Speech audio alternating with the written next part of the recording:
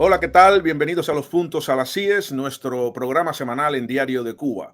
En las últimas décadas, sectores de la oposición y el exilio han planteado diversas iniciativas para reformar la constitución de la isla. Al mismo tiempo, siempre ha estado presente el debate sobre cuál Carta Magna reformar y en qué condiciones.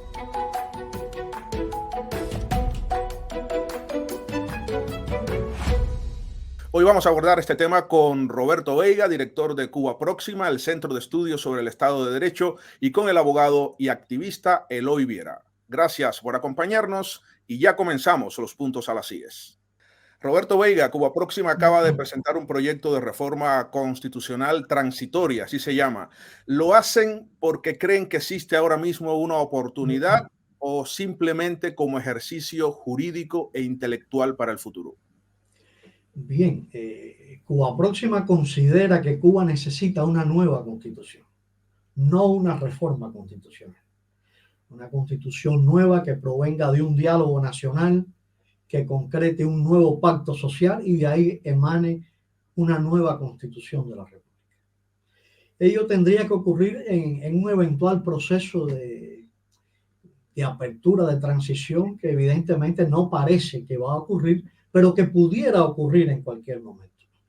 Ahora, construir una nueva constitución requiere tener unos espacios democráticos previos para que la sociedad civil pueda institucionalizarse, las fuerzas políticas puedan institucionalizarse, la prensa libre pueda institucionalizarse y un conjunto de mecanismos democráticos que tendrían que contar con un grupo de garantías.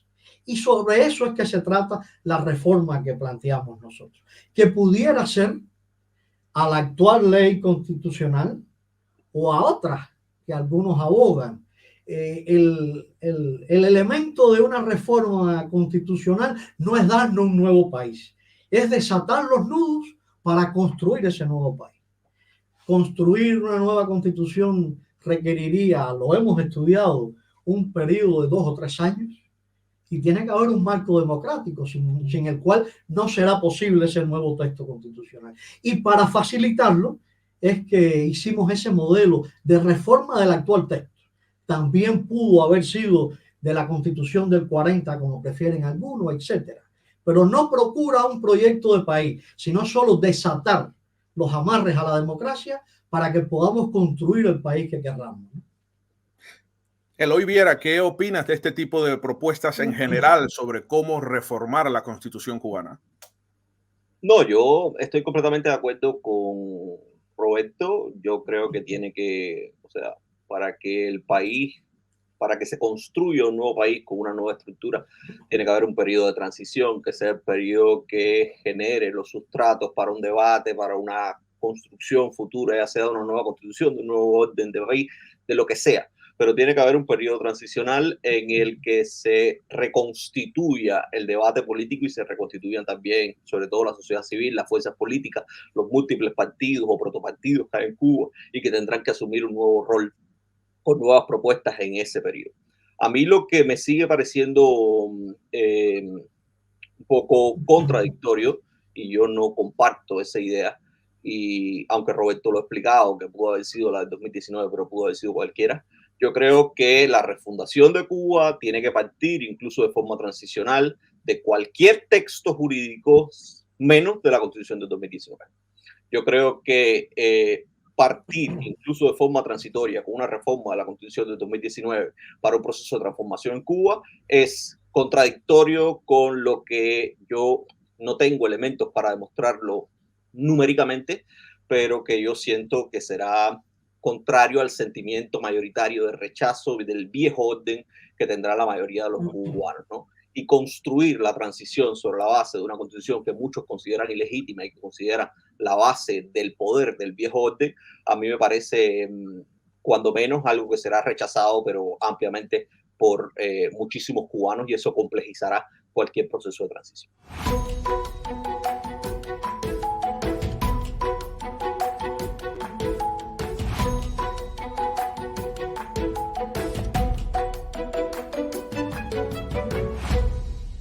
¿Sobre qué base, Eloy, en tu opinión, debería hacerse? Porque la idea de retomar o partir de la Constitución de 1940 creo que plantea un escenario mucho más complejo de una Constitución que tiene una cantidad de décadas enorme y que está completamente desfasada, aunque en su momento fue bastante innovadora desde el punto de vista liberal, por así decirlo. Yo no soy de los que tenga una fórmula concreta, Michelle, con relación al asunto. O sea, yo ni tan siquiera en lo personal tengo una idea completamente elaborada de cuál es el texto a utilizar. Yo creo que el proceso de transición en Cuba debe impulsarse con la mayor participación de la gente. De hecho, en la propuesta de Cuba Próxima se habla de la necesidad de convocar a un plebiscito, o sea, una consulta con la gente con relación a varias preguntas que tienen que ver, una, con la modificación o el carácter irrevocable de algunos aspectos de la Constitución del 2019, pero yo lo que creo es que hay que intentar que la gente participe y se defina la participación como un voto. ¿Qué es lo que querrá la gente para Cuba? ¿Qué es lo que piensa la gente para Cuba? Y ahí, por supuesto, tendrá que entrar en juego también el debate público, el debate político. ¿Qué es lo que creen actores como pueden ser Cuba Próxima de Frente? ¿Qué es lo que consideran actores como pueden ser otros centros de pensamiento que hay en Cuba o políticos que hay en Cuba? ¿Cuáles son las propuestas? Y dejar que la gente, a partir de un debate público abierto, decida cuál es ese tramo inicial de la transición. Eso no será fácil, porque también los momentos iniciales de la transición son caóticos y hay que pensar también, y aquí es donde yo creo que no deberíamos meterle mucho cerebro también, porque la transición en Cuba dependerá del contexto y la forma en la que se dé. Porque hoy estamos pensando en un escenario idílico de la transición en Cuba, pero que nadie puede garantizar cómo se dará. Y esa transición a veces ponemos mucho cerebro en pensar en una transición idílica y a veces hay que pensar en 4 o 5 puntos que generen un consenso y que puedan decir, este es el motor que echará a andar la transición. Y a veces yo creo que nos diluimos en si la Constitución del 40, en si la Constitución del 2019, y yo creo más que nada, y aunque no tengo una fórmula concreta, pues te lo repito, en pensar en 4 o 5 puntos que puede liderar una transición más que en un texto constitucional de forma general. Veiga, para que respondas a Eloy, pero antes, 4 o 5 puntos, ¿se parece mucho, poco o nada a la ley fundamental con la que Fidel Castro sustituyó a la Constitución de 1940? No estamos de acuerdo. No estamos de acuerdo en eso. ¿Qué beneficios o peligros, Veiga, tendría esto? No, yo no creo que deban ser 4 o 5 fundamentos legales solamente, ¿no? Porque no viene de la legalidad de ninguna legitimidad, ¿no? Nosotros planteamos en nuestro esquema, que es simplemente un esquema, que no tiene que corresponder a cómo van a ocurrir las cosas, como dice Eloy, porque el cómo en política es tan difícil de definir porque depende en el 90% de las circunstancias del momento y no sabemos cuál va a ser, ¿no? Porque nosotros planteamos que tiene que reformarse la ley electoral o haber una nueva ley electoral, elegirse diputados y gobernadores y presidentes y no sé qué, y esos nuevos diputados reformar la Constitución o definir qué texto constitucional van a reformar, ¿no? O definir qué norma mínima fundamental van a refrendar. Le tiene que tocar a autoridades electas por este pueblo, ¿no? Y no impuestas por ningún partido. Ese es el inicio.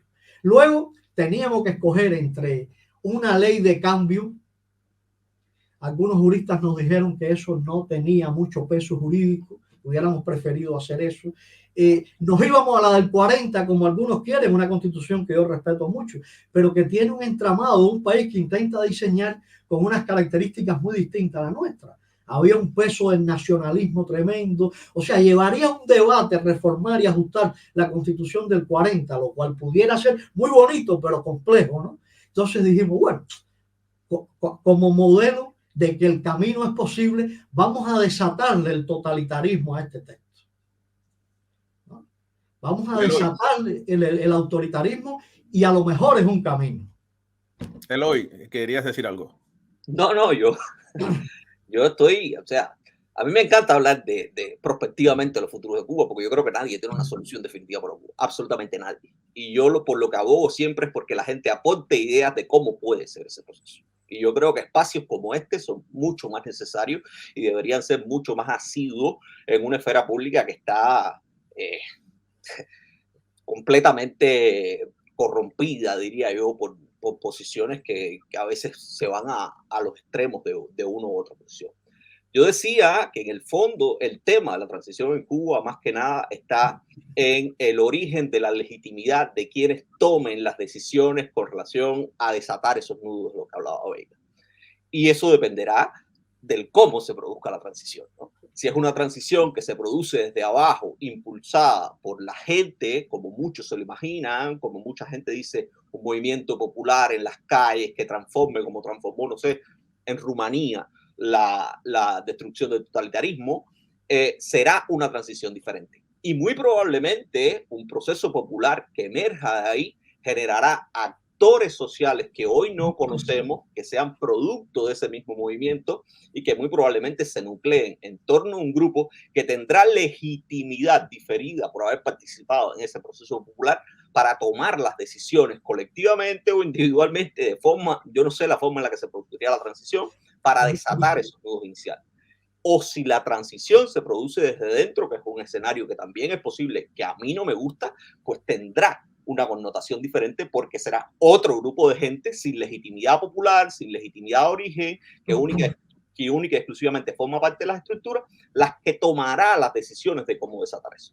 A mí me parece que hay que conversar un poco más la participación de la gente durante el proceso de transición, porque a mí me parece muy bien que sean representantes electos a una asamblea los que definan los futuros de Cuba, pero eso prácticamente yo creo que será bastante difícil en un escenario convulso, caótico, inicial de una transformación del totalitarismo cubano.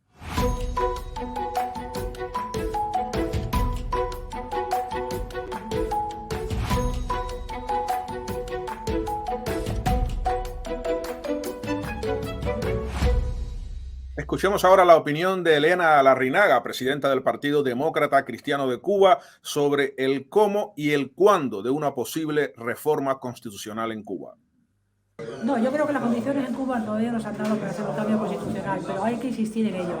Ya desde el 2018 nosotros presentamos una enmienda a la Constitución que hubiera sido perfectamente factible y hubiera aligerado mucho la situación en Cuba. Yo creo que hay que seguir insistiendo porque las leyes son la base de la convivencia de una nación. Elena, ¿cuándo se darían las circunstancias, en tu opinión, para entrar en una etapa de reforma de la Constitución? Bueno, pues hay que estar atentos, Michel, porque nadie tiene la bolita mágica, ¿no? Pero hay que insistir, porque si no insiste, desde luego, nadie se tomará esto en serio, ¿no? Y yo creo que hay que apretar ahí, porque de eso depende, vuelvo a repetir, la libertad del pueblo de Cuba y el bienestar general. Permítame que aborde ahora un tema que me preocupa, que son los giros ideológicos bruscos o las antípodas de los problemas que pueden darse en un debate sobre una futura constitución en Cuba. Por ejemplo, recuerdo cuando el gran luchador por la democracia en Cuba, Osvaldo Payá, presentó un proyecto constitucional que prohibía, por ejemplo, la prostitución. Entraba en este tipo de detalles, ¿no?, característicos de una ideología determinada, no del conjunto de la sociedad. Y yo creo que este tipo de planteamientos tan específicos generaron polémica en su momento, al igual que el aborto y otros muchos temas, unos que son más importantes para la izquierda y otros que son más importantes para la derecha. Una constitución en el escenario de una transición en Cuba para sacar al país del agujero en el que está debe entrar en asuntos tan puntuales y en los cuales la sociedad cubana, después de 60 años, tiene una opinión que ni siquiera nos atrevemos a saber cuál es. Yo en particular creo que los marcos constitucionales que adoptemos para la transición, ¿no?, un momento de transición en que el país se estabilice, se institucionalice la sociedad civil, las fuerzas políticas, las garantías judiciales, etcétera, y que nos lleve a un nuevo pacto social. Esos marcos constitucionales tienen que evitar proyectar un país de una manera o de otra. Solo entregarle el país a la ciudadanía para que de manera participativa, plural, diversa, lo construya, llegando a los acuerdos necesarios, ¿no? Y ahí se dibujen las particularidades, en aquellas que nos podamos poner de acuerdo.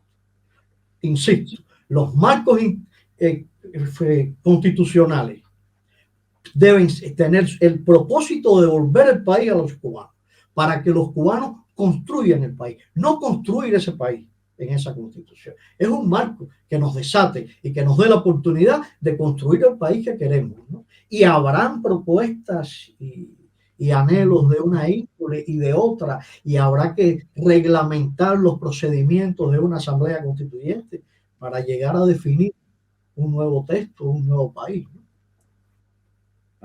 Eloy, ¿te imaginas una nueva constitución cubana que, por ejemplo, dé marcha atrás o prohíba el matrimonio igualitario o prohíbe el aborto, una práctica que es muy extendida en Cuba, aunque con dificultades, que debería, de hecho, en mi opinión, legislarse cuáles son los límites, ¿no?, de esa práctica en Cuba, pero no veo a la población cubana acatando, digamos, después de tanto tiempo, otra idea radical al respecto? ¿Qué opinas? Yo en lo personal no soy amigo de las constituciones reglamentistas. Uno de los problemas, o sea, uno de los señalamientos quizás que más se le han hecho, por ejemplo, la Constitución de 1940 es su excesivo carácter reglamentista. Tampoco soy amigo de las constituciones como la de 2019, que son excesivamente, que difieren excesivamente a la ley ciertas y determinadas cuestiones. Yo lo que creo que si estamos hablando de un periodo de transición, y en esto yo concuerdo 100% con Roberto, lo que hay es que evitar entrar en temas que puedan crispar o polarizar consensos. Y estos temas de los que estás hablando son temas que pueden ser perfectamente reglamentistas. Y yo insisto en este sentido, el tema del matrimonio igualitario en la Constitución cubana es un tema que se discutió constitucionalmente única y exclusivamente por el obstáculo constitucional que estableció la Constitución de 1976, que nunca debió haber establecido. Porque la Constitución de 1976, hay que recordar, decía, el matrimonio es la unión entre un hombre y una mujer y punto. Y por eso es que se estableció la discusión constitucional en torno al matrimonio igualitario. Pero los temas de matrimonio igualitario se han resuelto en otros países del mundo a partir de discusiones que van desde soluciones jurisprudenciales hasta referéndum, hasta soluciones políticas que no necesariamente tienen que ver con un marco constitucional, mucho menos un marco constitucional de una transición, que lo que debería sería establecer consensos generales, pautas generales, reglas de juego generales para reconstruir un país y restablecer institucionalmente una estructura estatal que permita reajustar las reglas de juego político y reconvertir al país en otra cosa, ¿no? Y por supuesto, una vez reconvertido ese país, habrá que dar nuevas batallas, nuevas discusiones, nuevas discrepancias políticas, porque se activará políticamente una ciudadanía a la que hoy en muchísimas oportunidades estos temas les han sido impuestos desde arriba, porque también hay que recordar que más allá de un sector del activismo cubano que ha hecho mucho hincapié por el matrimonio igualitario, la discusión del matrimonio igualitario fue impuesta desde arriba, una fórmula de disuasión también desde el poder, y de eso podemos hablar en otro momento, pero lo que quiero decir es que ha habido prácticas de discusión política, ha habido conquistas que no han sido completamente autónomas de la sociedad civil, aunque sin duda la sociedad civil ha tenido una participación importante en su logro y en su alcance.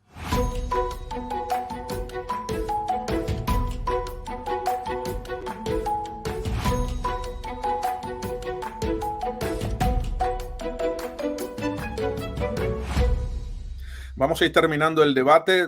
Roberto, Eloy, respondan a esta pregunta si quieren. Tenemos en Chile, en mi opinión, un magnífico ejemplo de lo que no debe hacerse para cambiar una constitución nacida en dictadura, 2 veces tumbada por la ciudadanía, en una ocasión por los excesos de la extrema izquierda, en otra por los excesos de la extrema derecha. ¿Qué deberíamos aprender de este proceso que ha vivido Chile? Bueno, yo creo que es un mal ejemplo, que cada fuerza política, cada proyección ideológica pretendió que la Constitución fuera una réplica de su visión del mundo y de su visión de las cosas, ¿no? Y no la de un país que hay que compartir. Y eso ocurrió tanto con la propuesta de la izquierda como de la derecha, ¿no? Se trata de construir un país en el que podamos convivir, un Estado que sea el marco político y jurídico en el que quepamos todos, pero no solo para estar, sino para ser protagonista de ese espacio, ¿no? Y hoy eso está multiplicándose en muchos lugares del mundo. Y en la cultura política nuestra está presente esa visión de la política también. Las proyecciones políticas son legítimas solamente si son una réplica de la mía, ¿no? Y eso va a ser algo que habrá que gestionar muy bien si llegara el momento que tanto necesita el país. Yo en lo personal tengo mucha preocupación con eso mismo también, y yo siempre apelo a Porque el problema es que tenemos una sociedad, una esfera política muy necesitada de debate, y por eso es que yo digo que espacios como estos, en los que se puedan contraponer ideas, son muy necesarios, entre otras cosas, para evitar eso mismo que decía Roberto, ¿no? Que es cierto que hay una tendencia que es a legitimar única y exclusivamente las ideas políticas que encuadran 100% con mi idea del mundo, con mi cosmovisión, ¿no? Y parte de eso es que, entre otras cosas, espacios como estos no se tienen, porque hay gente que no quiere sentarse con A, con B, con C, con D, y así sucesivamente. Eso es como un ciclo, como el perro que se muerde la cola. Y yo tengo mucha preocupación porque ciertamente el ejemplo de Chile es un mal ejemplo en ese sentido, es un ejemplo de cómo se ha ideologizado el debate de la necesidad de un nuevo país, y eso ha enrarecido cualquier posibilidad de tener un nuevo orden. Al final tienen la misma constitución que ambos cuerpos, que ambas fuerzas políticas creen que debería transformarse de una u otra forma, siguen manteniendo la misma constitución. Pero yo en esto apelo a algo que no sé si se dé, pero es una aspiración, es una frase creo que es de José Manuel Cortina, durante la constituyente de 1940, que dijo: la patria adentro, los partidos fuera. Apelando a desideologizar y despolitizar el debate al interior de la constituyente, y pensar en el país más que en las aspiraciones políticas, ¿no? Por lo que yo decía al principio, yo creo que lo que estamos es necesitados de reconstruir el país, y a partir de ahí empezar a hablar entonces de adversidades políticas, de conquistas de poder, de espacios de poder, de luchas por un electorado en el que yo creo que, y esto no es parte de tu pregunta, pero yo creo que la izquierda tiene una desventaja en ese sentido en la Cuba futura, ¿no? Entre otras cosas, porque el régimen cubano es un régimen de izquierda, identificado con la izquierda, apoyado por la izquierda, y eso afectará muchísimo cualquier aspiración política de la izquierda. Entonces la izquierda va en desventaja también en una Cuba futura. Al menos es mi percepción. Eso puede ser completamente diferente, pero es una percepción personal que tengo en ese sentido. Y por eso es que yo digo que mi aspiración es eso, a lo que pidió José Manuel Cortina en un momento, porque entre otras cosas el ejemplo de Chile lo que demuestra es que si no es así, pues no se llegará a ningún lugar. Muchas gracias a Roberto Veiga, director de Cuba Próxima, y al abogado y activista Eloy Viera por acercarnos a este apasionante tema. Yo soy Michel Suárez, en Diario de Cuba.